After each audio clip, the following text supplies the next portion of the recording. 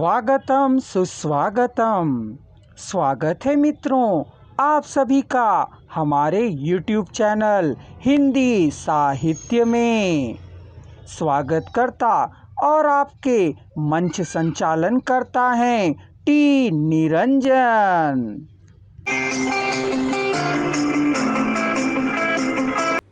रजनी तिलक जी का जन्म 27 मई 1958 को दिल्ली में हुआ था। उनके पिता एक दर्जी थे। रजनी के घर की पारिवारिक हालत ठीक नहीं थी।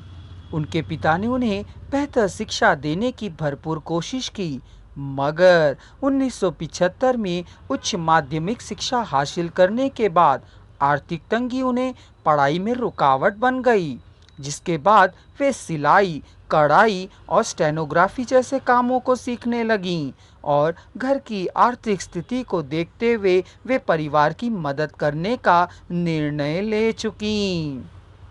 उसके बाद अपनी क्षमता एवं कुशलता के अनुसार उन्होंने भाई बहनों की देखभाल भी की।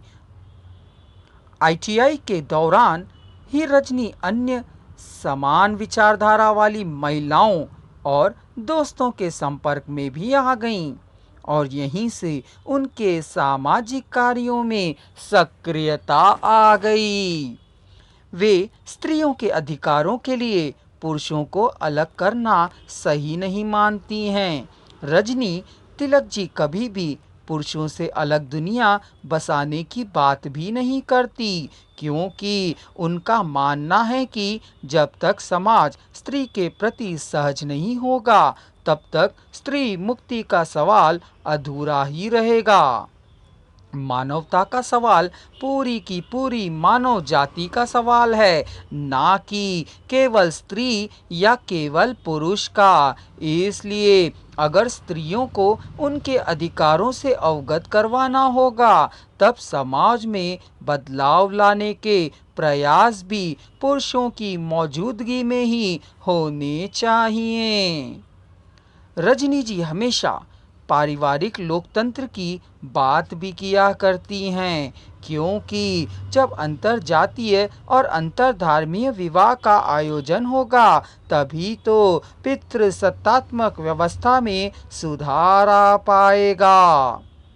उनका मानना यह है कि संपत्ति, सत्ता एवं सम्मान में बराबर हिस्से के लिए औरतों को सभी संवैधानिक प्रावधानों का इस्तेमाल हथियार की तरह करना चाहिए, ताकि महिलाएं अपने अधिकारों को समझ सकें और समाज में बनाए गए घूंघटों से बाहर भी देख सकें।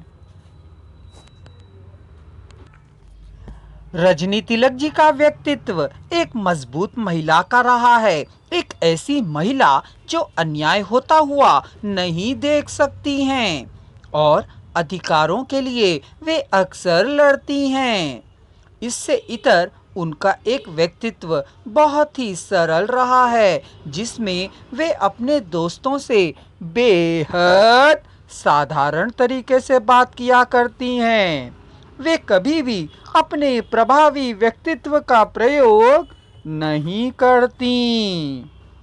रजनी तिलक जी दलित पैंथर की दिल्ली यूनिट की संस्थापक सदस्या भी रही हैं, जिसमें दलित पैंथर का संविधान बनाने में अन्य साथियों के साथ उनकी भी बराबरी की हिस्सेदारी रही।